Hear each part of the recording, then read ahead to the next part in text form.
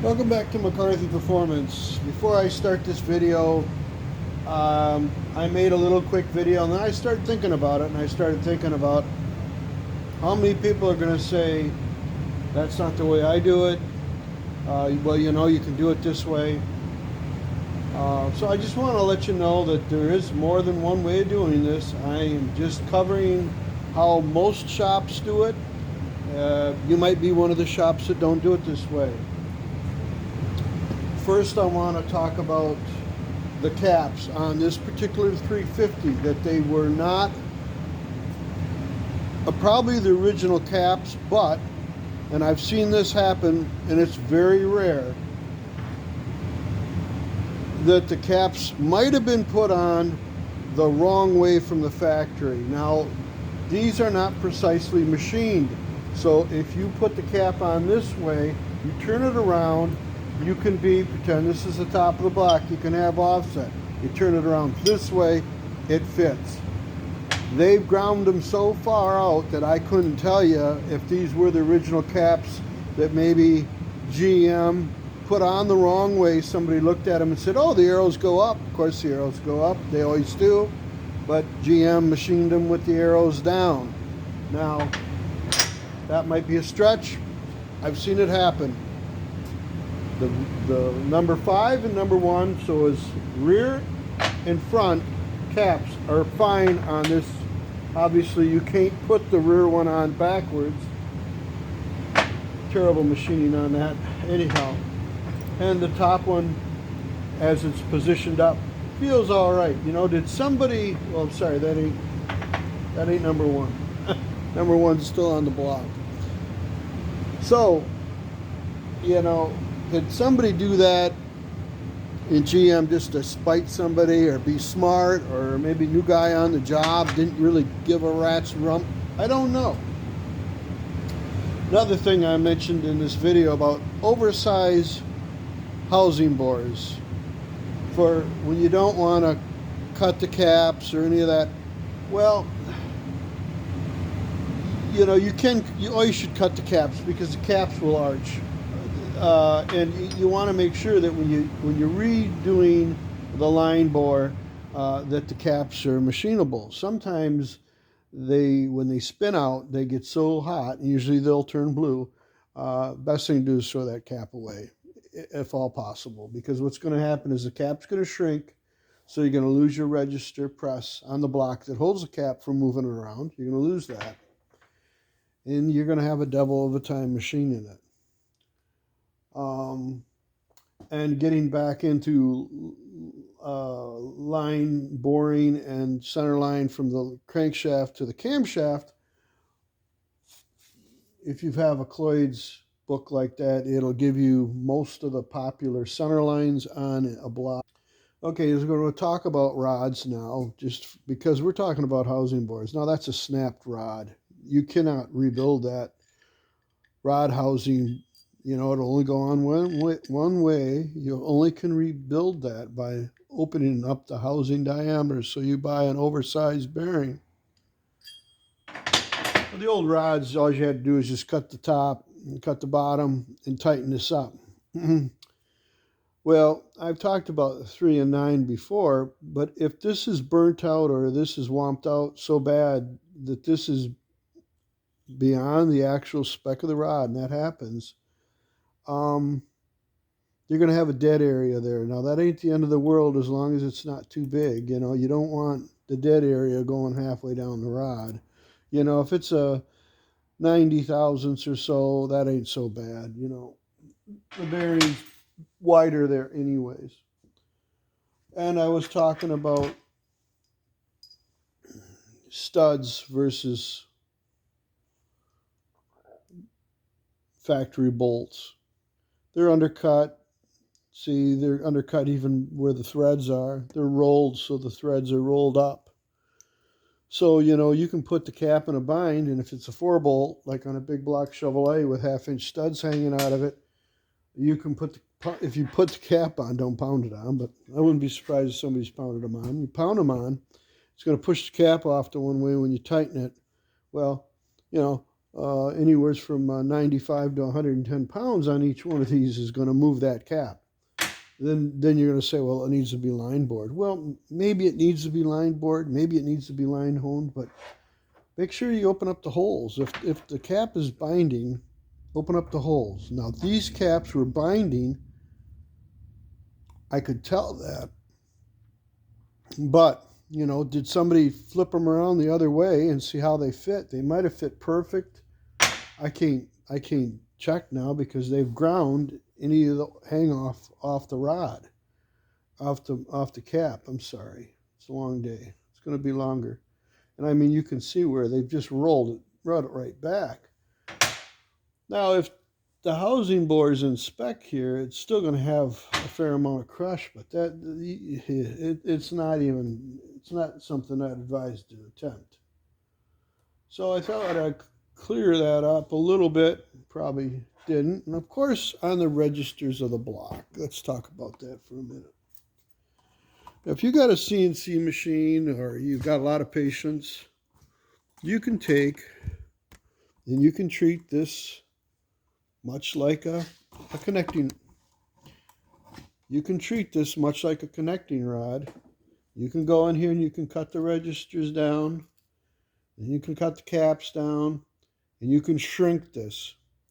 Remember, I will talk about this in the video, that essentially a dramatic example would be as you turn in the block into a U, because you cannot make the hole bigger. So if it's really wiped out bad from spinning out a bearing or something, you can spray weld it, which I've done, or you can put an insert in it. I've seen that done lots of times.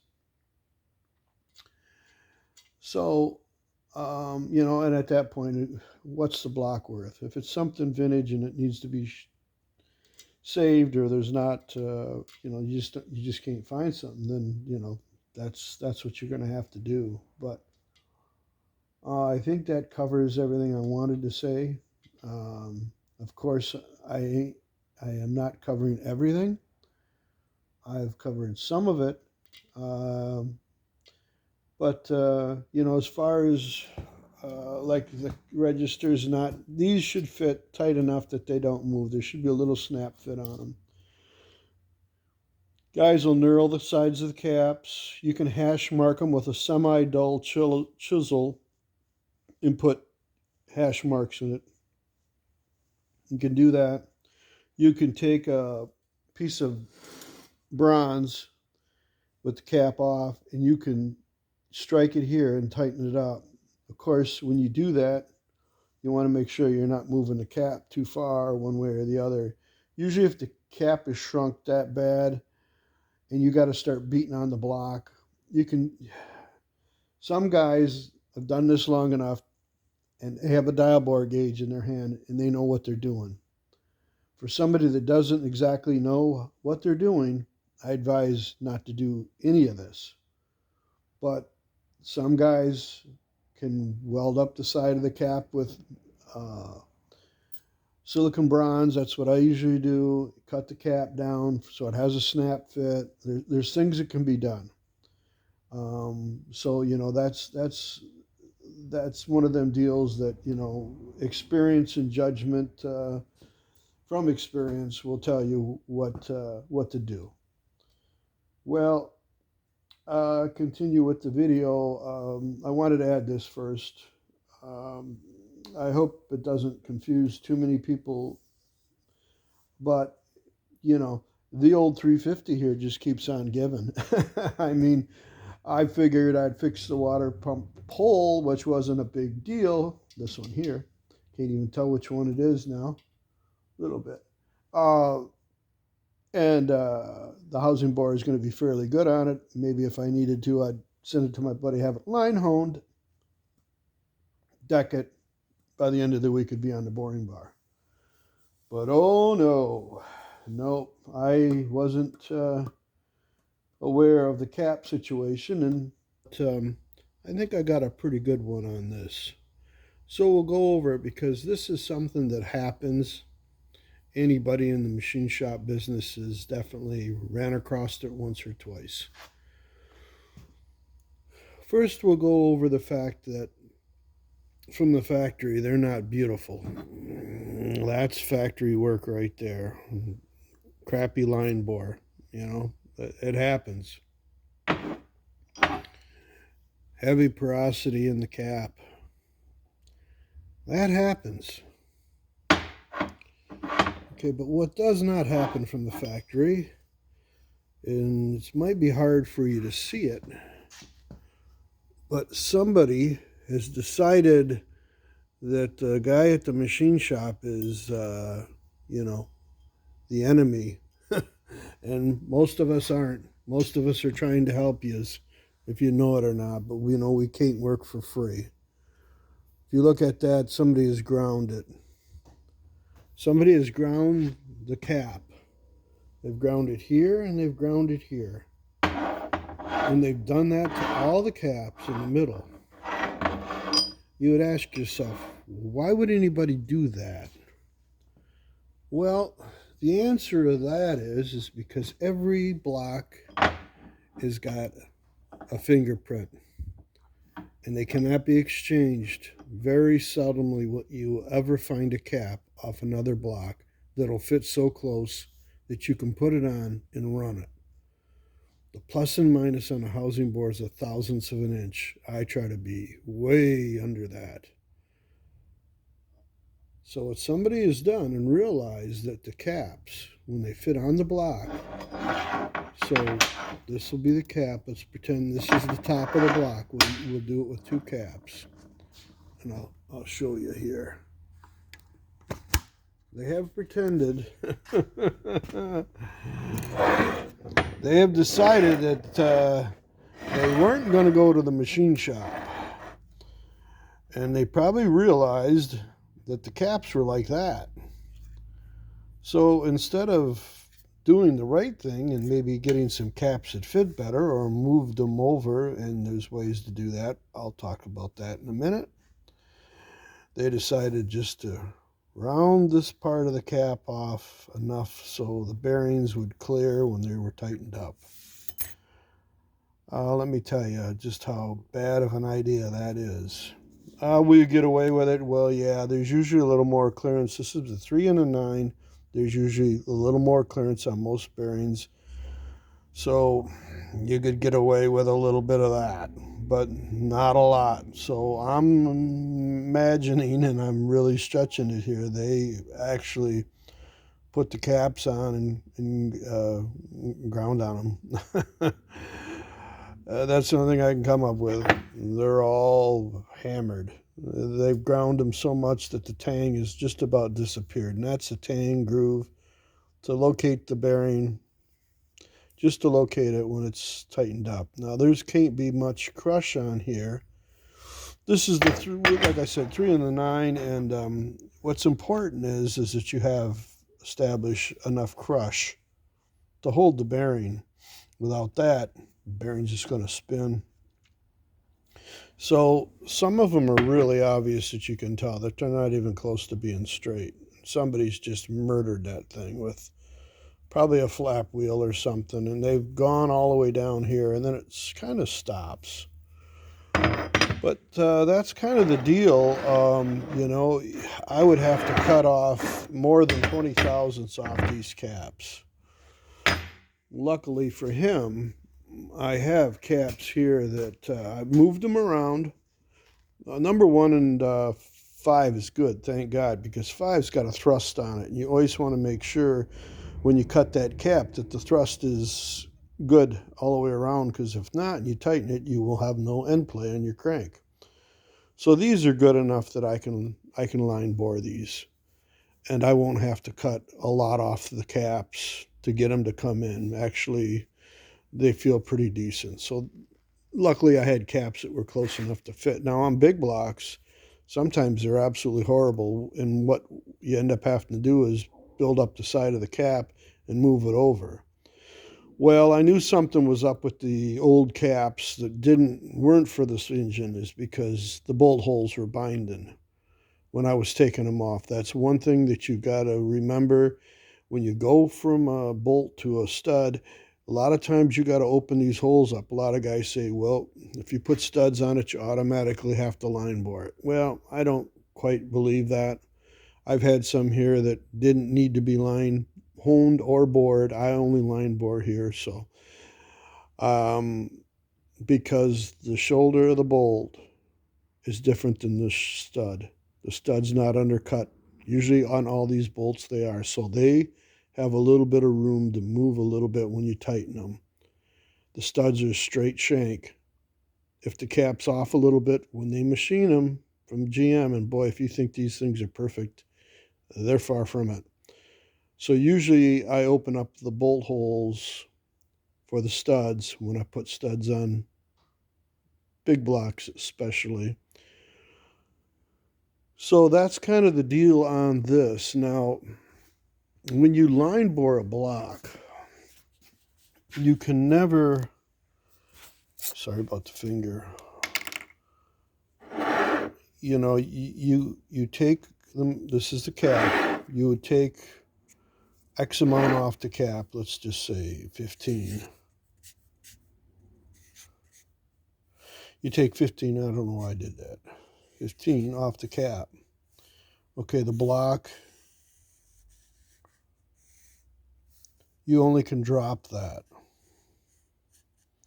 So the cap, you'll cover pretty much all of it and it'll clean up, depending on how bad it's hurt.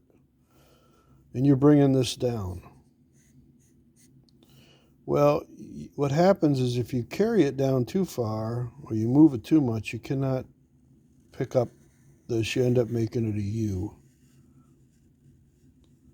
Because usually this gets hammered out. If it spins a bearing, you're already oversized. So the only option is to either put an insert in that housing bore, spray weld it, or drop it. And I've seen and I've done all of them. Now,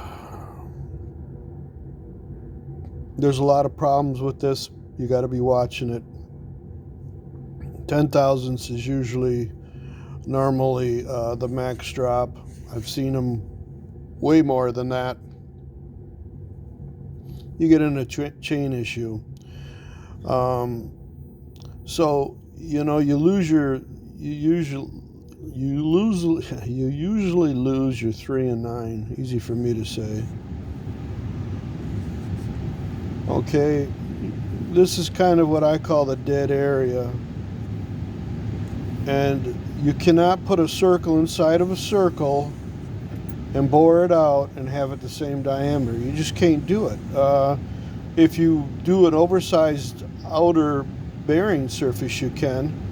OD, outer diameter, but them aren't always available, and you can get yourself in a lot of trouble doing that because you might not be able to get the bearings later. What might be available today might not be available tomorrow. If you don't think about that, then you ain't got nothing to worry about. Find an OD bearing that's bigger and bore out the housing bore, but that never usually seems to be the common way to go.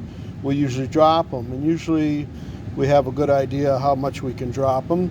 I've had them spray welded. That works okay. So I just wanted to make this little video and kind of explain some of this stuff. Hopefully I didn't make it any worse and confuse people, but usually what you do is you cut off 15 thousandths. Usually when I line bore them, that's the minimum I'll take off, and I'll use a machine like that. That's a cap cutter, and I've cut and line bored engines on my channel, and there's plenty of videos of me doing it. There'll be a video of me doing this one.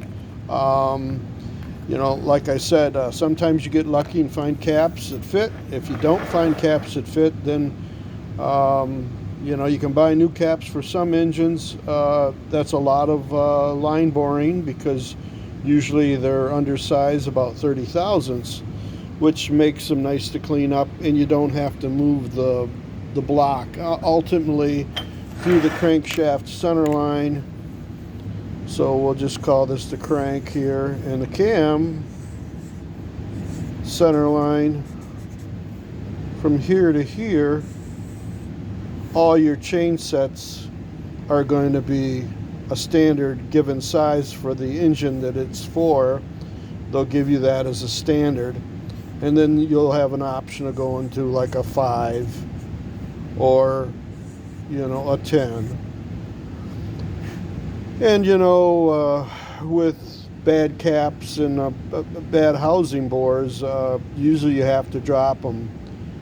Try to drop them as least amount as possible so they'll clean up. A lot of times the caps will take the brunt of it. On this particular job, we would have had to really murder the caps, but they would have cleaned up all the way around.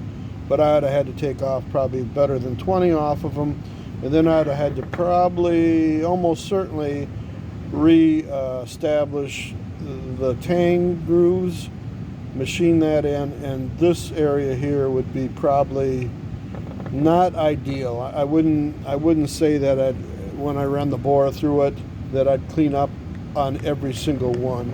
And like I said back here, that's really hard to do because the cap might not be fitting true to the block. So if the cap's sitting over here and it's already past where you're boring, you're going to have a shadow line. And that isn't the end of the world to have a shadow line here, but you try not to have too wide of one. And I would say that if I was to use these caps on this block, I'd have a shadow line probably all the way up past the tang area here, which is probably a good, say, 3/8 of an inch. So it's you can't put it, it's you just can't put it back the way it was from the factory when they put the wrong caps on it, and somebody's already got after the caps and took way more off of them than they should have. They should have, found some different caps or whatever, but not everybody's going to do that because nobody wants to pay to have it done right. So, well, not everybody anyways. Well, that's it on this video.